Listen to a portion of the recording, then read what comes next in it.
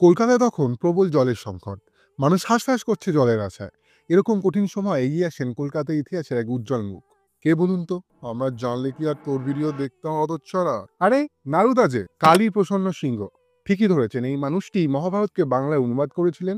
হুতুম প্যাঁচার নকশায় এনারই লেখা। ঈশ্বরচন্দ্র বিদ্যাসাগরের খুবই প্রিয় ছাত্র ছিলেন। সে তো আমার দাদুর বিয়েতে বিদ্যাসাগরকে নিয়ে এসেছিল। আচ্ছা, বলছি নারুদা, ব্যাক টু কালী প্রসন্ন। হুম।